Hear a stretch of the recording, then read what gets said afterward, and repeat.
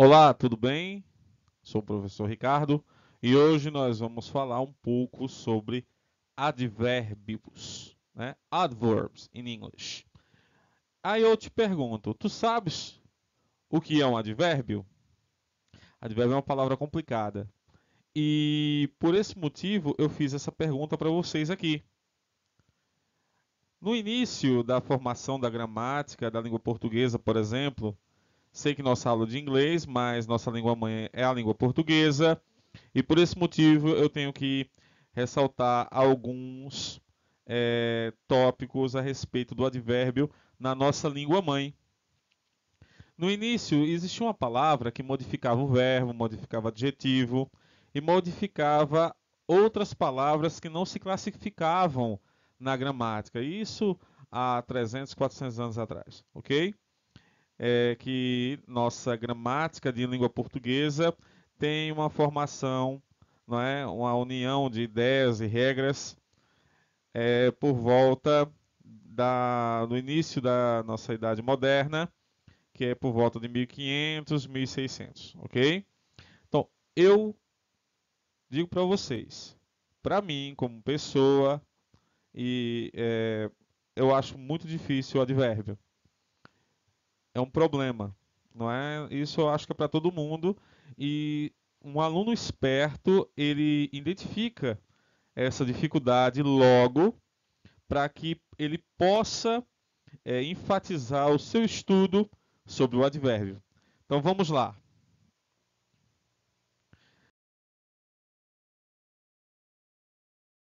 Origem do advérbio. O advérbio é constituído por palavras de natureza nominal, ou seja, é um nome, ou pronominal, que é quando a gente coloca um pronome, não é, junto com um verbo, ok?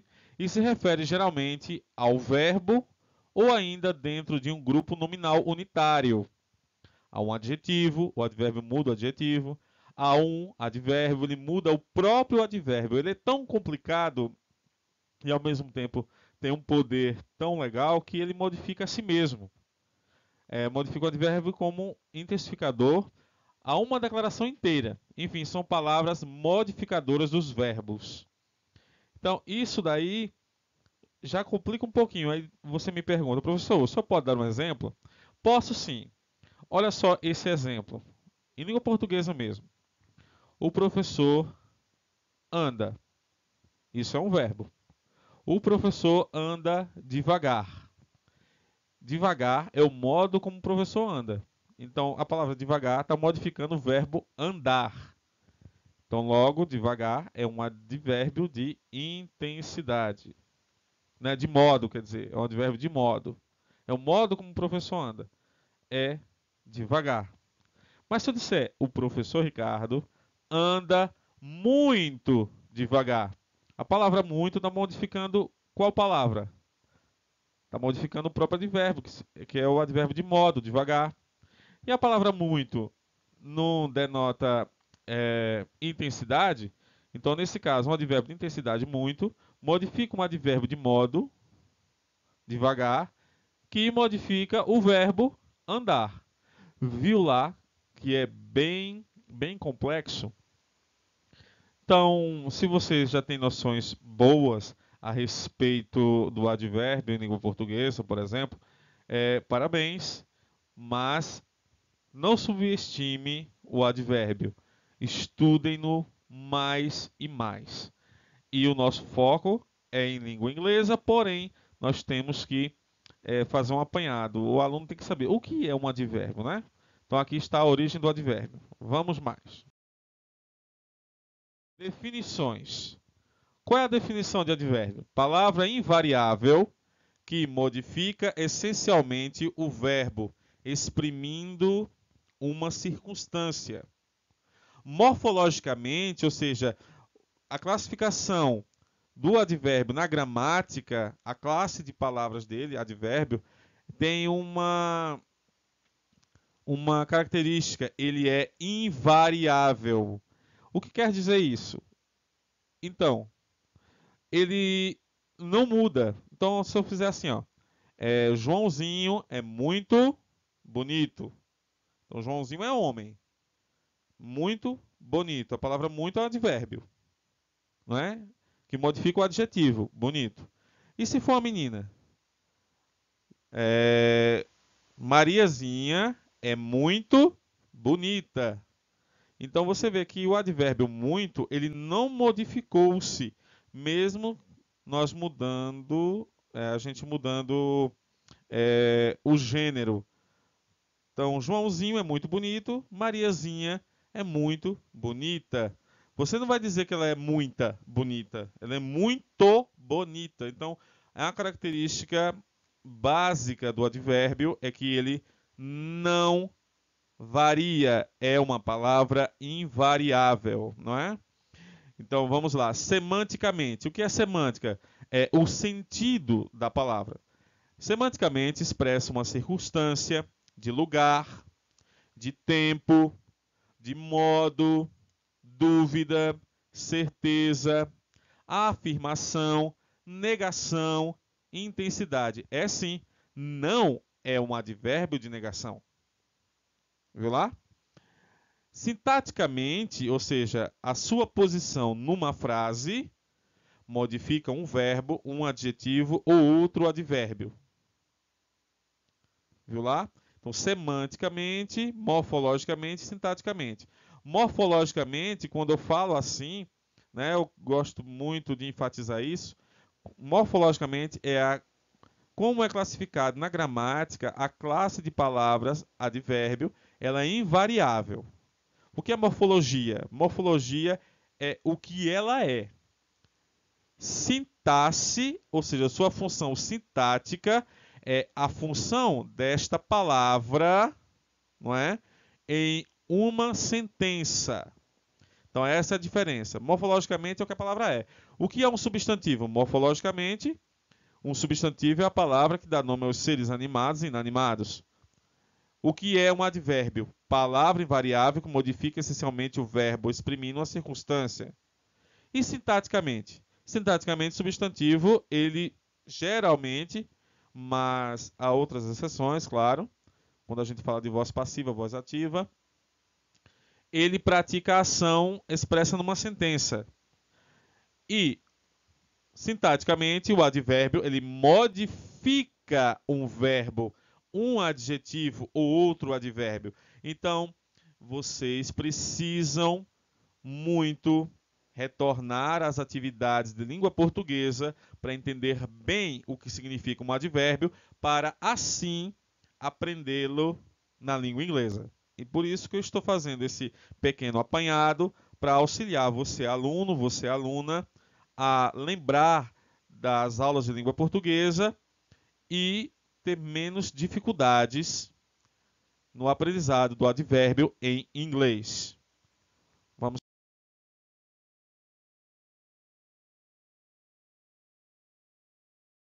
sobre os advérbios de tempo, frequência e modo. Time, frequency e manner, não é? Olha só essa palavra aqui, ó. Sometimes, when you make a gesture, né? Sometimes, o que é sometimes? É às vezes. Às vezes. Isso indica uma frequência, não é mesmo? Frequência, às vezes, sempre, frequentemente, agora, não é isso? Aí, frequentemente, né? Aqui nós vamos iniciar com o time. Então, prestem atenção. Onde é que nós encontramos esses advérbios? Os de tempo. Em final de frases, no início de frases, após o verbo auxiliar. Então tenham muito cuidado, porque o verbo auxiliar, ele é quase sempre o nosso to be, ok? Mas ele não é o único, tem outros verbos auxiliares. A exemplo disso, o verbo to have, não é? O verbo to have, ele é sim um verbo auxiliar bastante usado em inglês. Então, quando eu falo que um dos mais usados é o to be, o aluno, por vezes, acha que o único verbo auxiliar é o verbo to be. Mas não, nós temos outro e eu queria enfatizar assim, especialmente o verbo to have, que é o verbo ter, e ele é especialmente e amplamente usado nos verbos compostos da língua inglesa. E olha, antes de verbo principal, não é? Então nós temos aqui, ó, o advérbio de tempo. Agora, ou seja, o tempo agora. Now. Olha a pronúncia. Now. Soon. Soon, breve. Você que gosta de assistir filmes no cinema, aí sempre antes de um filme vem aquela propaganda coming soon. Ou seja, chegará brevemente, vem brevemente. Então, soon é breve, brevemente, logo. Loguinho vai aparecer, loguinho está em cartaz. Então, soon é isso, ok? Still, still indica tempo também, ainda, né? Today, hoje. Tomorrow, amanhã. Tomorrow, amanhã. Then, then com E, então, ok? Then, sempre a linguinha nos dentes, né? O símbolo do TH em inglês é esse aqui, que é desvozeado, é língua nos dentes, e then, não é? Ultimamente, lately, lately, não é lately não, viu gente? Cuidado, aqui há uma elisão, olha só. Tele vira tli, tli, né? Essa pronúncia aqui, deixe-me apagar aqui para poder eu escrever. Essa pronúncia do final dessa palavra, você vai pronunciá-la como se fosse um T, um L e um Y. Lately, ok? Meu Y ficou horroroso. Deixa eu puxar a perna dele aqui. Pronto. Lately, ok? Vamos mais. Yet, ainda, já. Professor, mas nós temos aqui o still, né, que é ainda. Como é que a gente usa o still e o yet? Então aí, ó, eu não vi ainda. I do not saw yet. Eu não vi ainda. Eu ainda te amo. I still loving you. Lembra da música do Scorpio? Still loving you. Então, né? O still, ele é usado logo após o sujeito. E geralmente, yet, geralmente, porque há sempre, quando nós falamos de língua, exceções. Geralmente, nós usamos em final de frase, ok? Olha só aqui, olha. Aqui você tem um exemplo bastante importante para vocês. Ó. Deve ser usado no final de frases negativas ou interrogativas com o present perfect tense. Tá vendo, gente? Olha, have you been to Tons yet? Você tem ido, já esteve, né? Você esteve no Tons já. Lembre que quando tem um nome de pessoa e tem um apóstrofo, geralmente é o nome de um estabelecimento de comida, um estabelecimento comercial. Tons, né? Eu vou lá no Tons, vou lá no McDonald's, vou lá no, né? No Moe, no Simpson, na série do Simpson, você vai no Moe's, né? Vai no bar do Moe's. Então, você já esteve, né? Have you been to Tons yet? Você esteve no Tons já? Já esteve no Tons? Aí a resposta: No, I haven't been to Tons yet. Não, eu não estive no Tons ainda. Então aqui tem o significado de já e aqui tem o significado de ainda. Percebem? Então isso daqui precisa de um exercício, de uma atenção especial de vocês, não é? Olha só esse daqui, que é o still, né? He used to have a beer then. Você costumava ter um ursinho. Então, até então, ok? Então, soon he will understand our reasons. Então, em breve ele entenderá nossas razões. E aqui, gente, the children are still studying. Então, as crianças estão ainda estudando. Então, esse ainda, tá vendo? Olha só, ele vem logo após, não é? O auxiliar, to be, né? E vem depois do sujeito. E aqui, ainda, não é? Indicando tempo estudando. Então, estão ainda estudando. Então, geralmente, ele vem antes de um verbo com ing, vem antes de um verbo, após o verbo auxiliar e após o sujeito. Então, tome muito cuidado com o advérbio de tempo, ok? Vamos mais. Olha só aqui o que é que a gente vai ver, né? Os advérbios de frequência, né? Antes de verbos principais e após verbos auxiliares. Então prestem bem atenção nisso daqui. Porque toda vez eu enfatizo, olha gente, isso daqui é o que derrubou você num vestibular, é o que derrubou você num concurso, é o que cai na prova, ok? Então, antes de verbos principais e após verbos auxiliares. Quais são os que nós mais vemos, né? Os verbos auxiliares que nós mais vemos. O verbo to be e o verbo to have, né? É o que a gente mais vê por aí, ok? Então, vamos lá. Estão aqui, ó. Olha só, olha só. Olha aqui, ó, o verbo have, ok? Então, os advérbios de frequência. O frequency. Always, always. I'm always on my mind, you're always on my... Então, aqui. Sempre. Never. Nunca. Né? Often. Não fala often não, viu, gente? Pelo amor de Deus. Nada de often. É often. Often. Que significa frequentemente. Ainda tinha um trema aqui, ó, na hora que eu tinha esse slide aqui. Esse slide eu usava para dar aula antigamente. Deixa eu riscar aqui. Nós ainda tínhamos o trema, que foi abolido no acordo ortográfico que entrou em vigor, acho que em 2012. Me corrijam se eu estiver errado, ok? Professor, e aqui? Por que Sheldon? Não fala Seldon, ok? É Sheldon.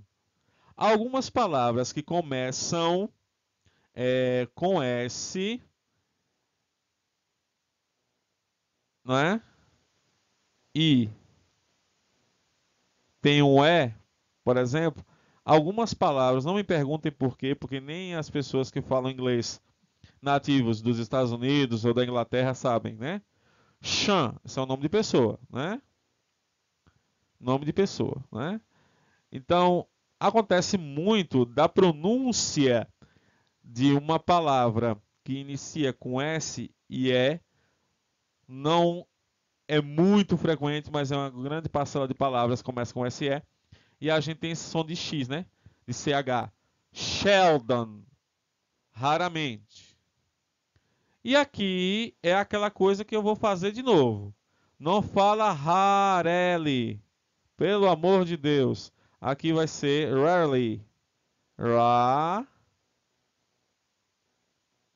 rarely, rarely, rarely. Eita, que isso aqui ficou feio, hein? Rarely, não é? É como se não tivesse o E. Nessa parte aqui, eu acho mais fácil fazer assim. É como se nós não tivéssemos o E. Então você vai pronunciar assim: rarely, rarely, ok? Que raramente também. Professor, qual é a principal diferença? A principal diferença aqui, Sheldon é formal, né? Vou botar um F aqui de formal. E rarely é o mais usado, é o informal, ok? O informal. Então, eu vou botar aqui informal e aqui formal. E aqui a gente vê muito nas histórias de contos de fada, não é? Once. Once, uma vez. Once upon time, era uma vez. Once upon time, em so far, far, na terra de tão, tão distante. Então nós vemos isso daqui muito nas histórias de contos de fada, ok? Vamos ver agora esse exemplo. He is always in a hurry. He is always in a hurry. Ele está sempre na correria, sempre com pressa. Então a tradução de in a hurry pode ser com pressa ou na correria. As duas traduções estão corretas e você vai adequar ao seu texto na hora de fazer a tradução. Compreenderam? Esse outro aqui, ó. We have never visited Japan. Ok? Então, nós temos nunca visitado o Japão. Então, isso aqui é um tempo composto, né? Então, a tradução certa é nós nunca visitamos o Japão. Então, o que aconteceu? Always veio depois de um auxiliar. E never também veio depois de um verbo auxiliar. Lembra que eu falei para você que o verbo to be, né, e suas formas, eles são o verbo to be e suas formas sempre está como verbo auxiliar, né, não sempre, mas a maioria das vezes. E outro verbo que nós encontramos com muita facilidade na função de verbo auxiliar é o verbo to have, que está aqui, ok? Olha só esse daqui, ó. She often sings for us. Ela frequentemente canta para nós. Canta para a gente. Então, nesse caso aqui, ó, o frequentemente, o often, ele veio logo depois do sujeito, sem intermédio de um verbo auxiliar. Prestaram bem atenção? Vamos mais. E agora nós temos aqui o advérbio de modo, né? Uma das características do advérbio de modo é que a gente muitas vezes nós vamos encontrar o ly. O ly vai identificar muitas vezes, ok? O advérbio de modo, né? Manner. Olha só aqui, ó. Slowly, olha só, o li. Kindly, o li. Quando é que nós encontramos esses advérbios? Em final de frases, após verbos auxiliares e antes de verbos principais, não é? Slowly, lentamente. Então, esse ly, nós podemos, né, identificar como a tradução do nosso mente. Frequentemente, geralmente, frequently, tem isso também. Então, o ly, né, ele é o nosso mente, ok? Well, bem, well. Lembre-se que em inglês o L é pronunciado como L mesmo, não como U. Na língua portuguesa, nós falamos o L com o som de U. Por exemplo, sol, né? Sol. Então, nas outras línguas românicas também, né? Em espanhol, sol. Em francês, soleil, não é? O L, ele tem a língua grudada no céu da boca. Mas em português, nós trocamos pelo U. Em inglês, segue a regra das outras línguas românicas, né? Ou língua no céu da boca. Well, ok? Bem. Fast, depressa. Rápido. Fast. E aqui, otherwise, de outro modo, ao contrário, na contramão. Então, só as traduções de otherwise, ok? Vamos ver aqui o nosso exemplo. That car runs fast. Aquele carro anda rápido. Aquele carro corre bastante. Aquele carro corre depressa, não é? Outro exemplo aqui. You could kindly ask him to leave. Você pode, né? Você poderia gentilmente pedir-lhe que saia? Pedir-lhe para sair? You could kindly ask him to leave. Olha como é educado. Você poderia gentilmente pedir-lhe para sair? Então, isso é um britânico falando. Aqueles britânicos, né, aqueles lords, né, britânicos falando de forma bem formal. Olha só essa observação aqui. Otherwise deve ser usado após o verbo principal. This medicine is to be taken in small doses. For taken, otherwise it could be harmful. Olha aí, esse medicamento, esse remédio, é para ser tomado em pequenas doses. Para tomar de outro modo, poderia ser, né, prejudicial, harmful, não é? Se alguma coisa tiver errado aí, você puder complementar, fala comigo no Classroom, não é? Que às vezes com a pressa a gente esquece alguma coisa ou erra alguma coisa, tá, aluno?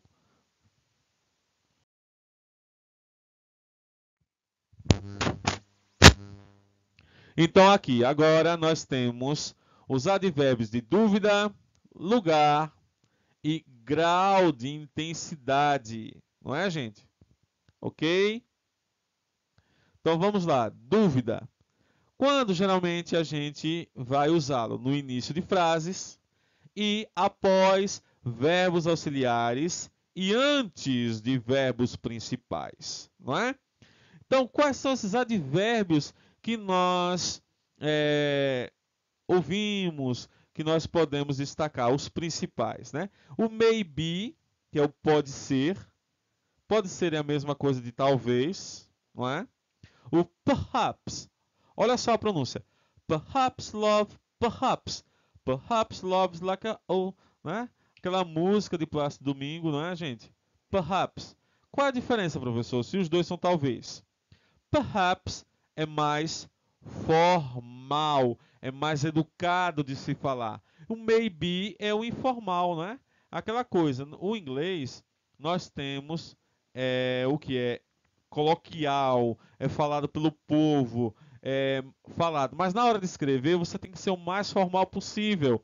E nós usamos o perhaps, não é? Então aqui, ó, probably é aquela mesma situação. Você não vai falar probably, nunca. É probably. Faz uma ligação desse com esse. É como se a gente tivesse apagado o A e o B. Vai ficar assim, ó, probably, não é? Provavelmente. E aqui nós temos um sinônimo, né? Possibly, que é possivelmente. Então, provavelmente, possivelmente, as duas situações são parecidas. Então, aqui você vai ter essas duas palavras que num texto você pode optar por uma ou por outra. Então, vamos ver aqui uma aplicação numa frase, não é? Perhaps I should talk to your mother first. Talvez eu devesse, né, eu deveria falar com sua mãe primeiro. She has probably lost herself. Ela provavelmente se perdeu, né? Então herself aqui, ó, se perdeu. Aqui é o se para ela, não é? Pronome reflexivo. Lost é o participo passado de lose, que é perder. Não é, gente? Então, vamos mais. Advérbio de lugar. Lugar. Geralmente ele vem no início de frases. Também vem em final de frases. Quais são eles? Here, aqui, there, aí, lá, né? E tem também os compostos, over there, né? E aqui, ó, em todo lugar, everywhere, everywhere, em todo lugar, não é? You'll find happiness here. Você encontrará felicidade aqui, né? He is where you can find. He is where you can find happiness. Aqui é onde você pode encontrar felicidade. Então, olha só os principais advérbios de lugar. Place. Então, aqui nós vamos trabalhar agora com o grau de intensidade. Uso e sentidos diversos dependendo do advérbio, não é? Vamos lá.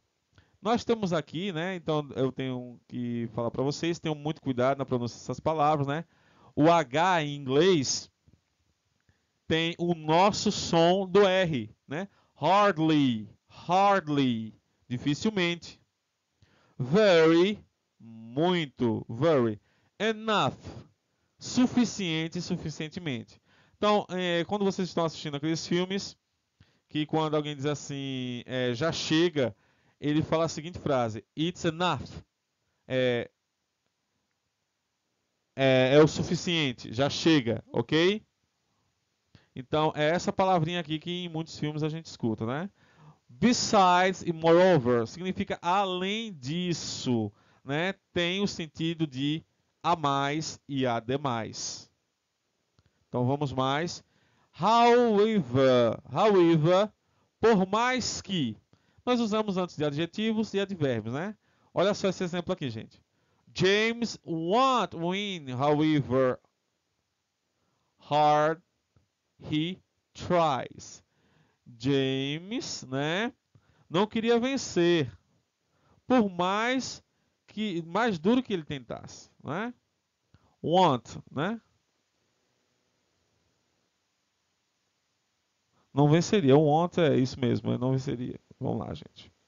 Aqui, olha só, antes de adjetivos e advérbios, não é? Então, he is very tall. Ele é muito alto.